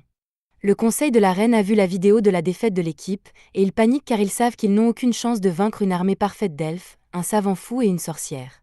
Mais la reine leur dit d'arrêter de se plaindre car elle a une annonce à faire. Certes, le fort a été détruit et ses occupants tués, mais ces derniers n'étaient qu'une bande de criminels ogres, alors pourquoi se soucieraient-ils d'être tués? Les fonctionnaires sont d'accord avec cette déclaration, mais la reine poursuit en disant que si quelqu'un est à blâmer pour la destruction du fort, ce sont ceux qui ont suggéré de le laisser à la garde des ogres. Cela lui donne une excuse pour punir l'équipe, et elle ordonne qu'ils soient tous pendus. La princesse tente de prendre leur défense, affirmant qu'ils n'auraient rien pu faire pour éviter cela et que les tuer n'améliorerait en rien la situation du royaume. Mais la reine est déterminée à procéder à l'exécution, car elle veut faire passer le message aux soldats que l'acceptation d'une aide extérieure n'est jamais une bonne chose. Plus tard, la princesse parle à Cécile de la décision prise par la reine, et il est d'accord avec Fion pour dire que s'il est vrai que l'équipe a été vaincue, les exécuter ne résoudra aucun problème. On a dit à Fion que le devoir d'un roi était de mettre fin à la guerre, mais la reine a manifestement des jugements obscurcis par la colère. Fion n'est donc pas sûr de pouvoir faire confiance à la reine pour faire ce qu'il y a de mieux pour le royaume avec ses récentes actions. Cécile demande à Fion quels sont ses sentiments personnels à l'égard des habitants de l'autre monde. Il ne peut pas lire dans les pensées de la reine, ni comprendre les inquiétudes de Fion, mais il veut savoir pourquoi elle s'est tant attachée à l'équipe. Elle n'a pas vraiment de réponse à lui donner, mais elle dit qu'elle veut simplement croire en eux. Cécile peut comprendre ses sentiments à l'égard de l'équipe, puisqu'il s'est lui aussi légèrement attaché à elle, et il suggère donc qu'il fasse quelque chose pour les aider. Pendant ce temps, dans la prison, Rick suggère qu'il s'échappe pour aller arrêter le penseur et la sorcière, car c'est à cause d'eux que ces types sont en liberté. Cependant, Ditcho lui rappelle que les personnes à blâmer pour cette mésaventure sont Rick et Argus. L'équipe actuelle a juste été appelée pour nettoyer le désordre qu'ils ont créé. À ce moment-là, le dragon de Harley fait son apparition, et Cléphas propose de l'aider à s'échapper. Malheureusement, la flamme du dragon d'Arthur n'est pas assez puissante pour faire grand-chose, et le plan ne va donc pas fonctionner. C'est alors que Cécile arrive au coin de la rue et leur dit qu'ils devraient parler moins fort s'ils préparent une évasion. À la surprise de l'équipe, Cécile déverrouille la porte de la prison et leur dit qu'ils doivent partir immédiatement. S'ils restent ici plus longtemps, la reine va les faire exécuter, alors Cécile prévoit de les faire sortir et de vaincre le penseur et la sorcière dans un match revanche pour se débarrasser de la justification de la reine pour les exécuter. Ditcho trouve injuste que Cécile leur demande de se battre à nouveau, mais le plan de Cécile est pour leur bien. Même s'il ne les aime pas, il comprend qu'ils se battent pour un royaume auquel ils ne doivent rien, et il ne veut pas les laisser mourir pour rien. Cécile a perdu son compagnon pendant cette guerre, et il leur rappelle qu'ils ont encore des vies et des êtres chers à retrouver. C'est alors que la princesse arrive et demande à tout le monde de se dépêcher de s'enfuir, car elle ne pourra pas distraire les gardes indéfiniment. Harley est surprise de voir que la princesse participe à l'évasion et lui demande pourquoi elle le fait. Fion n'a toujours pas de réponse, mais toute sa vie, on lui a dit d'écouter ce que disait sa mère, mais maintenant elle n'est plus très sûre que c'est la bonne chose à faire, alors elle veut prendre une décision par elle-même. Harley est convaincue, alors elle et les autres quittent la cellule et se dirigent vers une voiture qui avait été préparée à l'avance. Pendant qu'ils partent, Peacemaker dit à tout le monde qu'il a un plan qui pourrait permettre de vaincre le penseur. Pendant ce temps, le penseur prend des contre-mesures contre l'équipe, car pendant qu'il avait accès à leurs esprits, il a pu découvrir qu'ils devaient revenir à cette porte tous les 3 jours, sinon ils exploseraient. Ils peuvent toujours essayer, mais le penseur ne leur facilitera pas la tâche. L'équipe arrive au matin à la porte, et elle est surprise de découvrir que le penseur a construit une base entière autour de la porte en une seule nuit. Ils n'ont déjà plus beaucoup de temps devant eux, et le penseur le sait probablement, c'est pourquoi il va faire tout ce qui est en son pouvoir pour les empêcher de le réinitialiser. La mise en place est bien pensée, et il y a même des elfes un peu partout pour monter la garde. Ils n'ont aucune chance s'ils se précipitent sans plan, aussi Rick insiste-t-il sur l'importance de la patience de chacun cette fois-ci. Il demande à Cléphas de créer une réplique de la base avec de l'argile, et une fois que c'est fait, il commence à cartographier toutes les zones où ils ont vu des gardes postés. En plus de cela, Harley aperçoit la fille samouraï, ce qui complique les choses puisqu'ils doivent l'éloigner du penseur s'ils veulent avoir une chance de le vaincre. Harley propose de combattre le penseur et la fille samouraï en même temps, car elle veut toujours se venger de ce que Katana lui a fait subir, mais c'est plus facile à dire qu'à faire. Depuis leur dernier combat, ils savent que les cerveaux des elfes du penseur sont tous reliés entre eux pour recevoir ses ordres. Normalement, cela aurait dû leur griller le cerveau, mais ce qui rend cela possible, c'est la casquette que porte le penseur. S'ils parviennent à la lui arracher, ils auront un avantage considérable, mais la façon dont ils y parviendront est une toute autre question. Harley réfléchit un peu avant de se souvenir d'un braquage de banque qu'elle a effectué avec Joker. La banque était conçue pour être totalement impénétrable, mais aucune des alarmes ou des combinaisons de coffre-fort n'avait d'importance car tout ce qu'il fallait faire pour entrer était de menacer la personne qui détenait toutes les clés. Peacemaker trouve l'idée brillante et parfaitement adaptée à son plan. Il affiche donc un sourire malicieux et explique à tout le monde ce qu'il faut faire. Tout d'abord, lui, Harley, King Shark et Cleefas vont approcher la forteresse par l'arrière. Mais Cleefas a des objections car le plan implique qu'il soit mis dans un sac comme un jouet. King Shark le remet dans le sac et Harley lui rappelle qu'il n'a pas le droit de manger Cleefas, mais King Shark dit qu'il ne ferait jamais une chose pareille car l'argile a mauvais goût. Son travail consiste à emmener Cleefas à l'arrière de la forteresse, mais Cleefas panique parce qu'il se dissoudra s'il est trempé dans l'eau, mais King Shark promet de faire attention à ce qu'aucune eau ne pénètre dans le sac. Pendant ce temps, Rick et Ditcho s'approchent de la forteresse par l'avant. Après avoir reçu le signal, Rick lance une attaque, attirant les elfes hors de la forteresse et les conduisant à la hutte près du lac. Pendant ce temps, il demande à Ditcho de surveiller ce qui se passe dans la tour et de transmettre toute information importante aux autres afin que personne ne se fasse prendre. Alors que King Shark arrive à l'arrière de la base, Rick et Ditcho attendent qu'il donne le signal, mais ils réalisent alors qu'ils n'ont jamais décidé d'un signal pendant qu'ils élaboraient ce plan, et qu'ils ne savent donc pas à quoi s'attendre. À ce moment-là, King Shark rote très fort, et c'est un signal suffisant pour lui. Ditcho dit donc à Rick de se bouger et lui donne un coup de pied en bas de la colline, ce qui le fait atterrir juste devant les elfes. Les elfes commencent à le poursuivre comme ils l'avaient prévu, et pendant ce temps, Ditcho tire une grenade sur une statue dans le cadre de la phase suivante du plan. À l'intérieur de la forteresse, le penseur est persuadé qu'aucun plan élaboré par l'équipe ne permettra d'abattre sa forteresse à temps. Il suppose qu'ils vont essayer d'utiliser le nombre ou des armes lourdes contre lui, mais quand rien ne se passe après un certain temps, il s'inquiète et appelle Katana pour qu'elle vienne l'aider. Au même moment, Cleefas se prépare pour la suite de son plan et se faufile dans la base en se transformant en penseur. Mais alors qu'il marche, il tombe par hasard sur la fille samouraï, et comme elle croit qu'il est le vrai penseur, Cleefas doit mettre ses talents d'acteur à l'épreuve afin de la distraire suffisamment longtemps pour que son plan fonctionne. À l'origine, le plan prévoyait que pendant que Cleefas distrairait Samurai Girl, Harley et Peacemaker emprisonnent l'un des elfes dans une hutte. Mais pour cela, Peacemaker devait se déguiser en elfe, et les autres ne pensaient pas qu'il y arriverait. Pour leur prouver qu'ils ont tort, Peacemaker se déguise immédiatement, et bien qu'il soit beau, il n'y a aucune chance qu'un des elfes pense qu'il est l'un d'entre eux, alors il change de plan et demande au roi requin d'en enlever un. L'elfe capturé se réveille dans une hutte avec Peacemaker devant lui, et il n'a pas l'intention de s'amuser. Peacemaker sait que tous les elfes ont leur esprit connecté comme une seule unité, mais cela signifie aussi qu'ils partagent beaucoup de sensations, alors Peacemaker va faire en sorte que ces sensations soient douloureuses.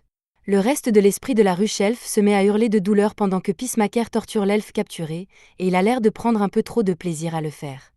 Les elfes deviennent tous fous à cause de la douleur partagée, alors le penseur leur ordonne d'arrêter de rester là et d'aller aider l'elfe en difficulté. Tous les elfes commencent à se précipiter vers la cabane, et cela faisait partie du plan, car Harley et King Shark sont postés à l'extérieur de la cabane, prêts à les assommer au fur et à mesure qu'ils arrivent. Pendant ce temps, Ditcho lance une nouvelle grenade sur la base, et c'est le signal pour Harley de se mettre à courir. Elle laisse King Shark et Artie s'occuper du reste des elfes, pendant qu'elle part affronter le penseur. Pendant ce temps, le penseur est furieux que les elfes perdent si lourdement, alors qu'ils n'affrontent qu'une équipe de 6 personnes. L'équipe n'a pas amené d'armée, n'a pas essayé d'utiliser d'armes magiques et n'a pas non plus acquis de nouvelles capacités, si bien qu'il se demande quel aurait pu être leur plan. Mais il n'a pas à s'interroger longtemps, car Harley fait irruption dans la pièce pour l'arrêter. Il comprend alors qu'il voulait l'isoler pour qu'il ne puisse pas utiliser ses soldats pour se défendre, mais il continue de penser que ce plan est stupide. Il demande où se trouve Katana, mais Harley lui répond que Katana ne pourra pas venir l'aider pour le moment, car elle est très occupée, et qu'il devra donc affronter Harley seul. Cependant, alors que Harley attaque, le penseur montre qu'il n'est pas complètement sans défense, car son gros cerveau lui permet de prédire toutes les attaques de Harley et de les esquiver, et grâce à son contrôle sur la pièce, il est capable de repousser Harley lorsqu'elle tente de s'approcher à nouveau, ce qui laisse Harley avec une commotion cérébrale. Cependant, dans son état délirant, elle devient impossible à prévoir car même elle ne sait pas ce qui se passe, et lorsqu'elle lui lance sa batte, le penseur ne peut pas prédire ses pensées et reçoit un coup à la tête. Il se rend compte qu'il ne pourra pas anticiper ses mouvements si elle n'a pas les idées claires, mais il croit quand même qu'il peut gagner en pénétrant plus profondément dans l'esprit de Harley, comme il l'a fait contre les autres. Harley n'a pas peur et le met au défi de le faire. Le penseur s'exécute et pénètre dans les recoins les plus sombres de l'esprit de Harley. Il découvre que Harley était une psychiatre ordinaire à l'asile d'Arkham, mais qu'un jour fatal, elle a été affectée au traitement du Joker, et que tout s'est dégradé à partir de là. Le penseur commence à regretter d'avoir cherché dans l'esprit de Harley, car cela s'est retourné contre lui et lui a fait vivre le cauchemar qui a donné naissance à Harley Quinn, et lorsqu'il se réveille, il trouve Harley juste devant lui, et dans l'instant qui suit, il est envoyé à travers la pièce. Une fois le penseur assommé, les soldats elfes perdent tous leur énergie et cessent de se battre. Rick et Ditcho arrivent peu après, et Peacemaker sort finalement du hangar avec un elfe capturé, qui n'a pas l'air d'avoir passé un bon moment. Rick est choqué de voir à quel point Peacemaker a mutilé l'elfe, mais Peacemaker a été très clair sur le plan impliquant la torture, donc Rick est tout aussi mauvais pour avoir accepté. Quoi qu'il en soit, ils doivent se dépêcher car ils n'ont plus beaucoup de temps avant que les bombes n'explosent. Mais alors qu'ils sont sur le point de se diriger vers le portail, ils remarquent que la forteresse commence à s'effondrer, et Harley est en train de courir pour sortir avant que tout ne s'écroule. Mais au même moment, nous voyons que le penseur a réussi à survivre, et alors qu'il s'extirpe de l'eau, Katana apparaît, mais elle n'est pas là pour l'aider. La forteresse s'effondre complètement, et Harley réussit à s'en sortir en un seul morceau, mais alors qu'elle pensait que les choses étaient enfin terminées, elle se retourne pour trouver Katana debout, tenant la tête coupée du penseur. Harley est choquée car elle pensait que Katana et le penseur étaient du même côté, mais Katana dit qu'elle l'utilisait juste pour sa capacité de réflexion, et qu'elle avait l'intention de le trahir de toute façon. Mais elle doit reconnaître que le plan de Cléphas pour la distraire était plutôt bon, même s'il a fini par perdre contre elle de toute façon. Elle jette Cléphas dans l'eau, où il commence à se dissoudre, et immédiatement après, elle saute pour faire face à Harley. Cette dernière charge Katana avec sa batte, mais elle ne tarde pas à être désarmée, comme la dernière fois, ce qui lui donne l'air d'être en difficulté. Cléphas a repris connaissance et Harley lui demande de l'aide, ce qu'il fait en se transformant en épée. Harley s'empare avec enthousiasme de l'épée d'argile, et maintenant qu'elle est à nouveau armée, elle réengage le combat avec Katana et parvient cette fois à tenir bon. Avec le tranchant de l'épée d'argile, Harley est même capable de couper l'arme de Katana en deux, et après un autre bref échange, Harley fait un saut périlleux arrière sur le corps de Katana et lance l'épée d'argile pour la distraire, avant de courir et d'attraper l'épée pour frapper à nouveau. Le masque de Katana est coupé et elle commence à considérer Harley comme une adversaire sérieuse. Mais avant qu'il ne puisse reprendre le combat, Ditcho lui tire dessus et rate le tir à la tête, bien que la précision soit son cheval de bataille. Katana a ainsi le temps de s'enfuir et de sauter dans l'océan, où le monstre marin l'attend pour l'aider à s'échapper. Le roi requin voulait les poursuivre, mais ce serait une perte d'énergie, et les autres le lui disent aussi. C'est dommage que Katana se soit enfui, mais au moins, aucun d'entre eux n'a explosé puisqu'ils ont atteint le portail à temps. Il ne leur reste plus qu'à annoncer leur victoire, et pour ce faire, ils mettent le feu au drapeau du penseur avec l'aide d'Artie pour que le royaume sache que ce sont eux qui ont vaincu le penseur. De retour au royaume, la reine est informée que l'équipe a réussi à vaincre le penseur et tous ses elfes en une nuit. Fion observe la scène de l'extérieur en espérant que la reine reconsidère la valeur de l'équipe pour le royaume. Il s'avère qu'elle avait complètement tort, car la reine redouble d'efforts et ordonne qu'il soit ramené ici et exécuté, et la reine est vraiment en train de Twitter cette fois-ci. En ce qui concerne le conseil, les deux membres moustachus de haut rang se disputent pour savoir si l'équipe devrait être graciée en raison de sa contribution à l'effort de guerre. L'un d'entre eux estime qu'ils devraient être graciés parce qu'ils ont prouvé qu'ils étaient des alliés, tandis que l'autre pense qu'ils sont toujours des traîtres. Le moustachu maigrichon a raison, mais la reine a ses propres idées sur la question, et elle déteste l'équipe. Elle appelle Théodore par son nom, et ce dernier sait immédiatement qu'il est sur le billot de la reine pour avoir fait l'éloge de l'équipe. Mais la reine tente de le calmer et lui dit qu'il n'y a pas lieu de s'inquiéter, qu'il y a juste une petite chose qu'elle veut qu'il fasse pour elle. Un peu plus tard, alors que l'équipe retourne au château, elle s'attend à ce qu'on lui serve un énorme festin pour avoir abattu la forteresse du penseur. Mais une fois dans la salle du trône, l'atmosphère est beaucoup plus hostile qu'il ne le pensait. Sous les ordres de la reine, Théodore s'adresse à eux et commence à dénigrer tous leurs efforts tout en les insultant pour leur attitude, leur tenue et leur façon de se battre. L'équipe tente de mettre en avant le fait qu'elle a vaincu le penseur, mais Théodore réplique en disant que le penseur est venu de leur monde, et que c'est donc de leur faute s'il est venu ici.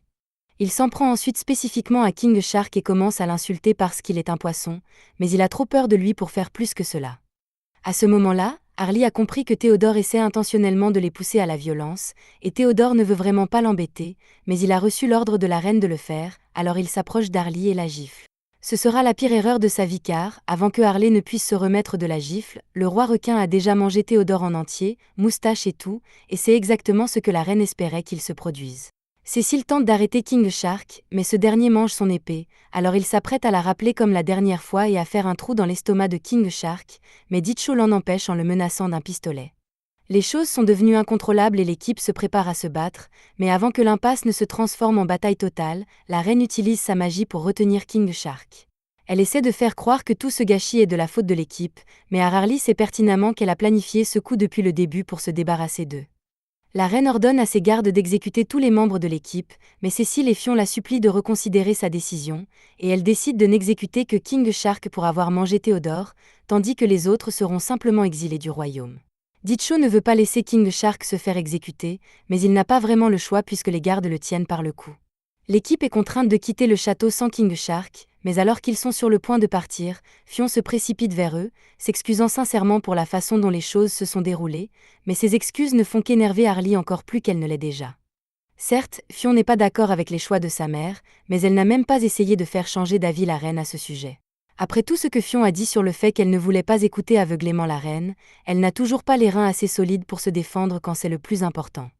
S'ils savaient qu'elle ne serait pas capable d'aller jusqu'au bout, ils n'auraient pas gaspillé leurs efforts en se battant pour le royaume. Après cela, l'équipe se rend dans un bar pour oublier tous ses problèmes, et Dicho montre sa visée meurtrière pour gagner un pari et obtenir des boissons gratuites. Pendant ce temps, Cléphas essaie d'impressionner quelques dames avec ses pouvoirs et ses talents d'acteur, mais elle pense simplement qu'il utilise une sorte de magie bizarre. Harley sort de l'arrière avec une bouteille à la main et un bijou dans l'autre, alors Rick lui demande où elle a eu le bijou. Elle lui répond qu'elle l'a obtenu de l'armure de Cécile en compensation de ce que le royaume leur a fait subir, et qu'elle l'a donc volé. Mais Rick n'a aucune raison de s'en préoccuper, il la laisse donc tranquille et l'avertit de ne pas finir par boire jusqu'à la mort. Harley trouve amusant que Rick se préoccupe d'elle alors que sa mort l'arrangerait. Leur mission était de venir ici et de voler diplomatiquement les ressources de ce monde. Cependant, maintenant que les relations avec le royaume sont rompues, l'équipe est pratiquement inutile pour Amanda, et elle sait ce qu'Amanda fait quand les gens ne sont plus utiles. C'est alors qu'un barde monte sur scène et propose de chanter une chanson pour tout le monde dans le bar. Il se trouve que c'est une chanson qui parle de l'équipe et de ce qu'elle a fait depuis son arrivée. Mais Harley n'aime pas la façon dont elle les dépeint comme des héros, alors elle crie au barde d'arrêter de chanter car elle ne veut pas l'entendre, et Dicho non plus. Le barde arrête de jouer, mais Cléphas s'énerve parce qu'il s'est arrêté avant d'arriver à la partie sur les actes héroïques de Cléphas, alors il demande au barde de continuer à chanter. Mais Dicho lance une bouteille sur le barde pour le faire taire, ce qui déclenche une énorme bagarre entre lui et Cléphas. Dicho commence à tirer sur Cléphas en causant de nombreux dommages collatéraux, et cette femme parvient à survivre à toutes ses balles perdues. Tout ce chaos finit par énerver Peacemaker, qui se lève pour rétablir la paix avec ses poings. Il ne porte pas non plus de pantalon pour une raison quelconque, et pendant tout ce temps, Rick en a marre de cette merde et se demande comment il est coincé avec ce groupe de fous. Le lendemain matin, Rick réveille Harley et les autres et leur dit qu'ils doivent se préparer à partir.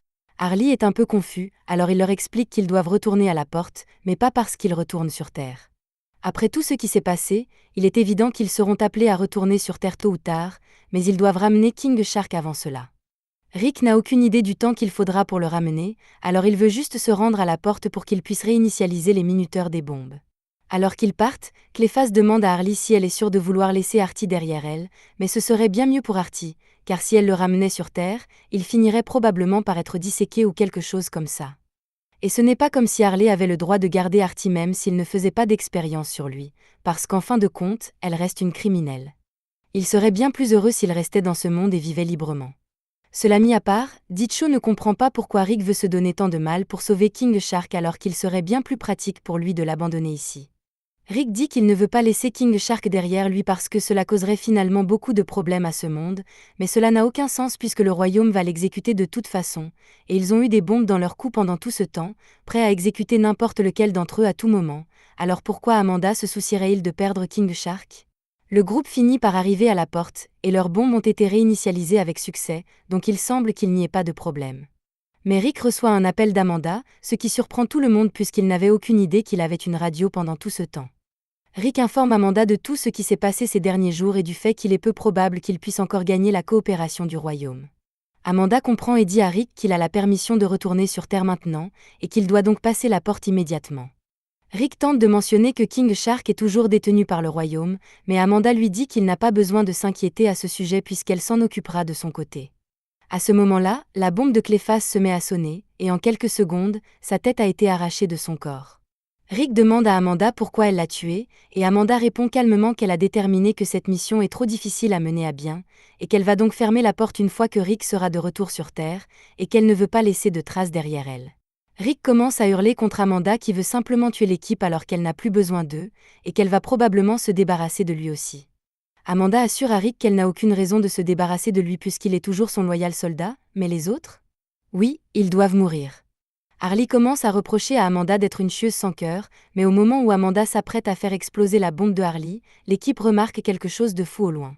On dirait que le royaume est en feu, alors Rick commence à supplier Amanda de leur permettre de poursuivre la mission, car si le royaume est en danger et que l'équipe est capable de le sauver, cela pourrait suffire à rétablir leurs relations diplomatiques avec eux.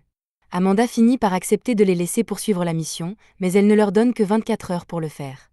Elle a programmé les bombes pour qu'elles explosent après ce délai de 24 heures.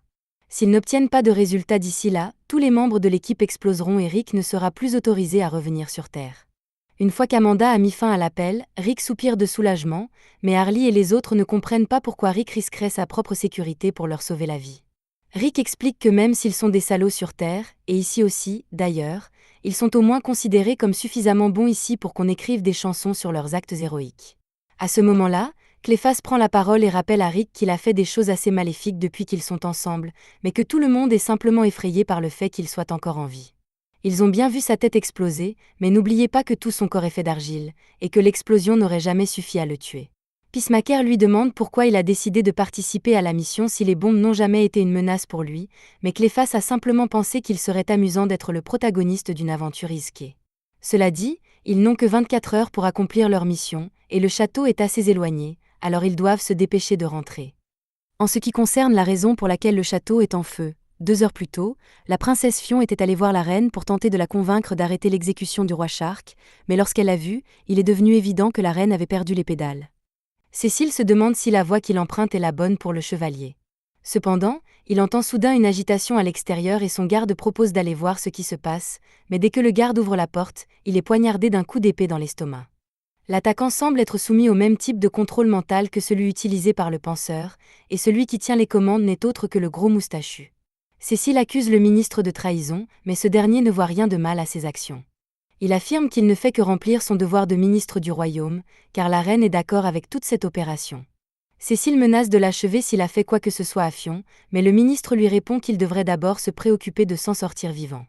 Au même moment, Fion vient de découvrir que la personne qui se tient devant elle n'est pas sa vraie mère, et elle demande ce qui lui est arrivé.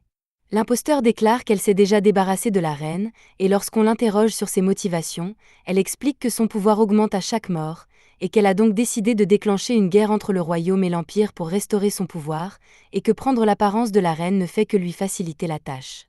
Fion, terrifié et enragé, s'empare d'un bâton et se précipite sur l'imposteur pour tenter de le tuer. Mais comme Fion n'a aucune expérience du combat, l'imposteur la désarme facilement et l'attrape par le cou. L'imposteur trouve amusant que Fion ait pensé qu'un bâton suffirait à la vaincre. Si l'imposteur a perdu face au royaume, c'est uniquement parce qu'il a utilisé l'épée sacrée pour la priver de ses pouvoirs. Mais pour l'instant, cette épée est plantée dans le ventre du roi requin, et rien ne peut l'arrêter. Elle se moque de Fion pour avoir toujours été une fille à maman si obéissante, parce que même si l'imposteur se comportait de façon étrange, Fion n'a jamais eu le courage de la questionner. C'est presque dommage de perdre un animal aussi bien dressé, mais elle va quand même tuer Fion. Cependant, avant qu'elle ne puisse arracher le visage de Fion, une épée est lancée dans la pièce, lui arrachant la main.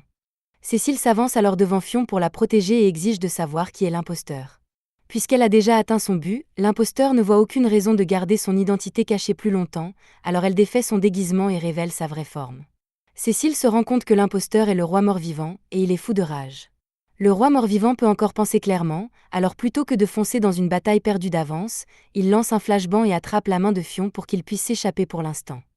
La reine des morts-vivants est déçue de ne pas avoir pu les tuer immédiatement, mais ils n'ont pas pu aller bien loin, et elle ordonne au gros ministre de les retrouver. Cécile a emmené Fion dans sa chambre et barricadé la porte pour gagner du temps. Cependant, Fion est tellement dévastée par la nouvelle que sa mère a été éliminée qu'elle ne peut que pleurer. Cécile récupère une dague en or et la tend à Fion, lui disant qu'elle doit être forte car elle est le dernier espoir de ce royaume. Fion sait qu'elle doit se battre pour le bien du royaume, mais il est vrai qu'elle n'a jamais eu le courage de défier ouvertement sa mère, c'est pourquoi elle a toujours écouté docilement les ordres de cette dernière. Elle déteste cette facette pathétique d'elle-même, mais si elle veut cesser d'être une telle mauviette, elle décide qu'elle devra d'abord se réinventer.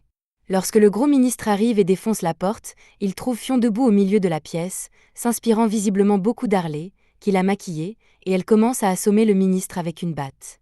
Une fois le ministre assommé, tous les gardes dont l'esprit était contrôlé s'effondrent à leur tour. Lorsque Cécile sort en courant pour leur tendre une embuscade, c'est déjà fini. Fion dit à Cécile qu'il est temps de se battre contre le roi des morts-vivants, et Fion veut donc rallier le soutien de tous ceux qui ne sont pas encore morts-vivants. Pendant ce temps, le roi des morts-vivants arrive au village et utilise ses pouvoirs pour invoquer les cadavres des personnes qui y sont mortes, les transformant tous en monstres morts-vivants. Les vivants se mettent à hurler de terreur en fuyant les monstres morts-vivants, et les bruits de peur et de chaos ravissent les oreilles du roi des morts-vivants. Cependant, à son grand dam, Fion fait une annonce au peuple, lui disant de ne pas perdre espoir, car c'est exactement ce que veut le roi des morts-vivants. Elle poursuit en disant qu'elle se battra pour le bien-être de tout son peuple, et qu'elle veut qu'ils se battent tous à ses côtés. Le roi mort-vivant déteste l'espoir que Fion donne à son peuple et utilise son contrôle sur le monstre marin pour provoquer un tourbillon d'eau qui inonde tout le château. Elle s'approche ensuite de Fion et tente de lui faire comprendre qu'elle ne peut rien faire pour la vaincre. Mais Fion en était déjà conscient, et c'est pourquoi elle gagnait du temps pour que les renforts arrivent. Le roi des morts-vivants est déconcerté par la déclaration de Fion, mais une seconde plus tard, elle se fait tirer dessus par Dicho, qui est là avec toute l'équipe. Dicho veut se dépêcher de sauver le monde avant que tout le monde ne se transforme en zombies, et l'équipe se sépare donc en deux groupes. L'un s'occupera de sauver la princesse Fion, tandis que l'autre partira à la chasse. Harley et Dicho se rendent dans les rues de la ville, où ils repoussent l'avancée des zombies et tirent de temps en temps sur le roi des morts-vivants. Le roi mort-vivant trouve ennuyeux d'avoir à esquiver si souvent, alors il invoque Enchantre et la fait combattre à sa place. L'enchanteresse n'aime pas être forcée à se battre, mais elle n'a pas d'autre choix que d'obéir, et elle commence à attaquer Harley et Dicho. Ils sont obligés de se mettre à l'abri car une seule attaque de sa part pourrait les tuer, mais Harley en a assez de toute cette fuite et affronte directement l'enchanteresse. Cependant, un immeuble lui tombe dessus. Heureusement, elle est sauvée par un vieil ami, Arthur, qui a beaucoup grandi depuis la dernière fois qu'elle l'a vu. Arthur est heureux de revoir Harley, alors pour l'aider, il vise Enchantre, mais elle est capable de lui échapper, alors ils vont avoir besoin d'un autre moyen pour l'atteindre. À ce moment-là, Harley se souvient de la gemme magique qu'elle a volée dans le costume et qui commence à briller. Elle essaie donc de la mettre sur son pistolet, ce qui le fait briller également et lui permet de tirer une balle magique qui endommage Enchantre. L'enchanteresse est furieuse d'avoir subi des dégâts et tente de tout brûler avec une vague de feu, mais Arthur sauve la situation en ripostant avec son propre feu. L'onde de choc emporte tout de même Dicho. Le temps que Dicho ouvre les yeux, il est acculé par les morts-vivants et tente de se frayer un chemin avant d'être débordé. Heureusement, Cécile lui vient en aide et fait des décharges magiques jusqu'à ce que tous les morts-vivants soient partis, bien qu'avec ses talents de tireur, il ait mis Dicho plus en danger que les morts-vivants. Avec le pistolet magique, Harley est enfin en mesure d'abattre Enchantre, et elle a maintenant quelques questions à lui poser. Après avoir utilisé la magie pour la première fois, Harley se rend compte que c'est Enchantre qui a arrêté les balles lorsque le penseur les a tirées, et qu'elle n'avait pas l'air heureuse de suivre les ordres du roi des morts-vivants, si bien qu'Harley suppose que le roi des morts-vivants retient quelque chose d'important pour Enchantre en otage. Au même moment, Cléphas et Rick trouvent un squelette de dragon dans les bois avec le vrai corps de l'enchanteresse enfermé, et ils ne sont pas sûrs de ce qu'il est censé être, mais il doit être important. La personne à l'intérieur ressemble beaucoup à l'enchanteresse, alors Cléphas pense qu'elle pourrait être la clé pour l'arrêter. Mais s'il a raison, il ne sera pas facile de l'atteindre car le roi des morts-vivants a probablement pris des précautions. Pour tenter de récupérer le corps, Cléphas se transforme en griffon pour effrayer le dragon squelette, mais tout ce qu'il réussit à faire, c'est attirer l'attention du dragon et le pousser à l'attaquer à sa place. Ce n'était pas son intention, mais la distraction permet à Rick de gagner suffisamment de temps pour récupérer le corps de l'enchanteresse dans le dragon. Cependant, le dragon explose immédiatement, en voyant le corps de l'enchanteresse voler dans un arbre et la faisant souffrir alors qu'elle est dans une impasse avec Harley. Enchantre est furieuse et dit à Harley d'arrêter de jouer avec son corps, mais Harley n'a encore rien fait, donc elle ne sait pas de quoi Enchantre parle. À ce moment-là, Rick appelle pour dire à Harley qu'ils ont trouvé quelque chose qui pourrait avoir un rapport avec Enchantre, alors Harley leur demande de le lui apporter afin qu'elle puisse l'utiliser pour convaincre Enchantre de ne plus les attaquer. Rick essaie de lui dire que transporter un corps n'est pas vraiment facile, mais l'appel se coupe avant qu'il ne puisse s'expliquer. Harley attire alors l'attention d'Enchantre et lui dit qu'elle sait que le roi des morts-vivants a dû voler quelque chose d'important à Enchantre pour qu'elle travaille pour elle, mais que ses amis l'ont récupéré, et qu'il n'y a donc aucune raison qu'elle continue à se battre pour le roi des morts-vivants. L'enchanteresse semble prête à se ranger du côté d'Harley si elle récupère son corps, mais une nouvelle vague de douleur la frappe, et elle change d'avis en disant qu'elle ne leur pardonnera pas ce qu'ils lui font subir. Harley ne sait pas ce qui la rend si furieuse, mais quand on voit comment Rick et Cléphas transportent le corps de l'enchanteresse, on comprend pourquoi elle est furieuse. Bien qu'ils ne fassent pas cela parce qu'ils le veulent, c'est parce qu'ils sont poursuivis par le dragon squelette. Après s'être reconstitués, ils finissent par s'écraser contre un arbre avec le visage d'Enchantre, et le dragon les rattrape pour les réduire en cendres. Cependant, avant qu'il ne le fasse, il est tranché en deux par Katana. Rick demande à Katana pourquoi elle les a sauvés, mais Katana ne répond pas et leur dit qu'ils doivent se dépêcher de ramener le corps de l'Enchantresse à Harley avant de disparaître. Maintenant qu'ils ont le temps, ils se demandent comment transporter le corps de l'Enchantresse, et Cléphas dit qu'il a une bonne idée de la façon dont ils peuvent le transporter. Pendant ce temps, Ditcho entraîne Cécile dans un bar après que ce dernier se soit blessé. Cécile essayait de protéger Ditcho, ce qu'il a laissé dans cet état, et il ne sait pas combien de temps il va tenir, alors il dit à Ditcho de prendre son armure. Ditcho voit Cécile saigner à travers l'armure et lui dit qu'il ferait mieux de la garder, mais il est déjà trop tard pour lui. Cécile demande à Ditcho de bien vouloir protéger le royaume et de sauver la princesse à sa place. Ditcho est frustré par Cécile alors qu'ils commençaient à bien s'entendre et donne un coup de poing sur une pièce de l'armure. Cela active la magie contenue dans l'armure et lui permet de tirer une puissante décharge à travers le mur du bar. Ditcho est choqué car, bien qu'il se souvienne que Cécile ait mentionné que l'armure était imprégnée de propriétés magiques, il n'avait pas réalisé à quel point elle était puissante. Il a refusé de prendre l'armure il y a quelques instants, mais maintenant qu'il sait ce qu'elle peut faire, il devient un Power Ranger à part entière et commence sa transformation. Une fois qu'il a terminé, il tire avec son arme sur les morts-vivants qui s'approchent, et l'explosion est encore meilleure que ce à quoi il s'attendait. Si les pièces du bras peuvent faire autant, il se demande combien de dégâts supplémentaires il pourrait faire s'il avait toute l'armure. Pendant ce temps, Enchantre attaque toujours Harley pour ce que les autres font à son corps, alors Harley demande à Arthur de venir la chercher pour qu'elle puisse affronter Enchantre dans le ciel. Cependant, Enchantre commence à faire des grimaces bizarres, et Harley commence à se demander ce qui se passe réellement avec le corps. Elle regarde et voit Cléphas et Rick s'approcher, et il semble qu'ils aient fourré le corps de l'Enchantresse dans Cléphas afin d'arriver plus rapidement. Bien qu'il ne lui écrase plus le visage, c'est toujours aussi visqueux et dégoûtant d'avoir Cléphas sur tout le corps. Dès qu'elle les aperçoit dans cette direction, elle se précipite vers le bas pour récupérer son corps. Le roi des morts-vivants a compris que l'Enchantresse essayait de récupérer son corps. Si l'Enchantresse n'obéit plus à ses ordres, il n'y a plus de raison de la garder en vie. C'est dommage qu'elle doive la tuer, mais elle pourra toujours la ressusciter pour l'intégrer à son armée de morts-vivants plus tard, alors elle prépare une explosion pour l'éliminer. Rick et Cléphas sont interrompus par une bande de morts-vivants sur leur chemin, et Enchantre arrive en volant d'en haut, exigeant qu'il s'éloigne de son corps, mais alors qu'elle vole vers lui, elle est abattue par l'explosion du roi des morts-vivants. Harley tente de sauver l'Enchantresse, mais elle laisse le champ libre au roi des morts-vivants pour la viser avec une seconde explosion. Cependant, avant qu'elle ne soit touchée, l'explosion est interceptée par Ditcho. L'Enchantresse finit par s'écraser sur Cléphas, et pendant qu'elle est à l'intérieur, elle réussit à fusionner avec son corps et à incinérer tous les monstres morts-vivants qui se trouvent à proximité. Comme Enchantre a retrouvé son corps et n'a plus besoin de suivre les ordres du roi des morts-vivants, Harley demande si cela signifie qu'elle va les aider maintenant. Cependant, Enchantre explique clairement qu'elle ne fait pas cela pour les aider, son seul but est de se venger du roi des morts-vivants qui l'a prise en otage et s'est servi d'elle comme d'un outil. Cléphas dit qu'Enchantre joue les durs à cuire, mais de toutes les personnes ici présentes, elle ne va certainement pas aider Cléphas de quelque manière que ce soit, pas après qu'il ait mis de l'argile dans toutes ses fissures. Cependant, son discours est interrompu lorsque le roi des morts-vivants arrive au-dessus d'eux et déclare qu'elle en a assez de leur résistance et qu'elle va donc se débarrasser d'eux une bonne fois pour toutes.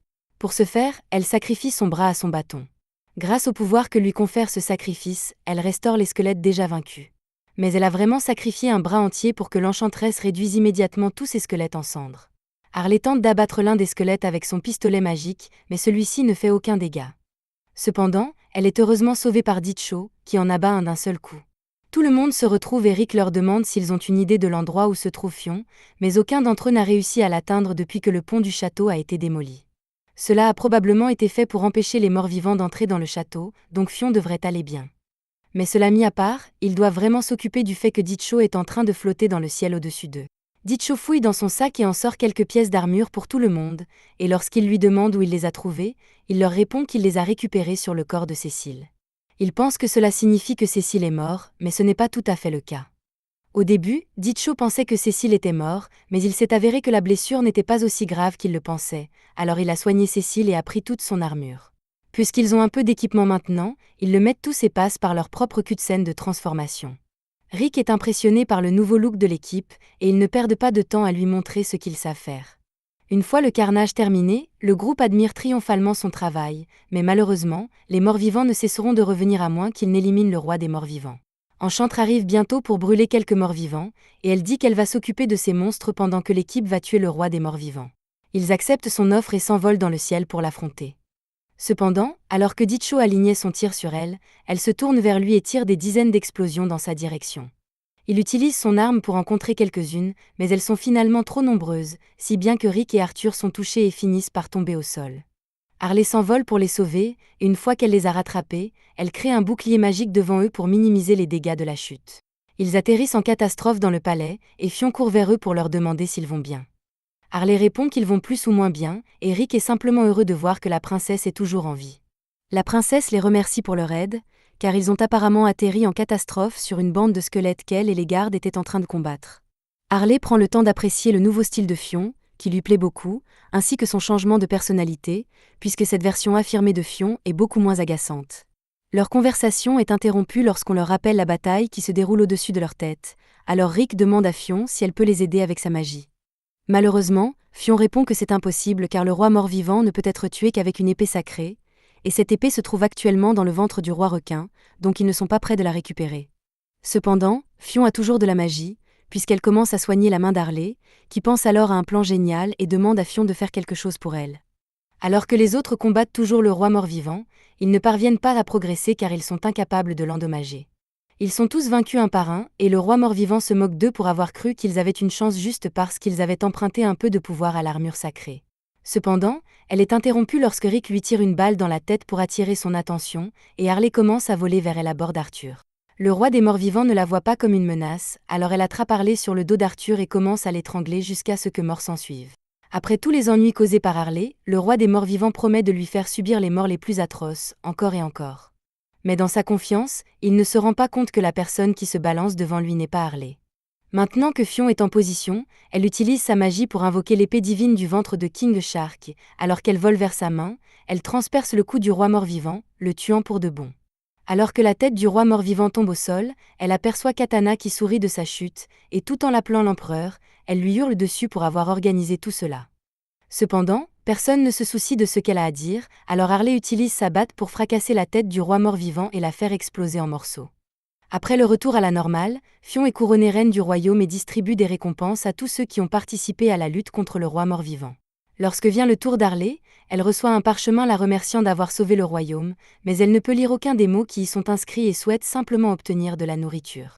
Cécile lui dit qu'elle est impolie, mais Fion lui répond que ce n'est pas grave et informe Harley qu'un banquet l'attend, elle et son équipe, à l'extérieur, ce qui ravit Harley. Pendant ce temps, Rick fait le point avec Amanda et lui annonce qu'ils ont réussi à établir de bonnes relations avec le royaume, et qu'ils pourront bientôt créer des têtes de pont et collecter des ressources sur ce monde. Amanda est ravie d'entendre cela, mais l'acquisition de ressources n'était que l'objectif secondaire, et elle demande donc un rapport de situation complet. Rick lui répond que l'objectif principal est toujours en cours, mais qu'il a une question à poser. Il a vu Katana dans ce monde, mais cela ne devrait pas être possible parce qu'elle se tient juste à côté d'Amanda en ce moment même. Il n'y a qu'une seule personne qui puisse être derrière tout cela, et nous voyons exactement de qui Amanda parle, le Joker.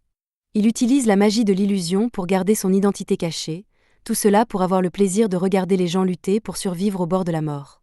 Amanda n'a aucune idée des motivations du Joker, car personne ne comprend le mode de pensée de ce fou, mais pour l'instant, elle veut que Rick poursuive sa mission et traque lui aussi le Joker. C'était le dernier épisode. Abonnez-vous pour plus de récapitulatifs d'animes.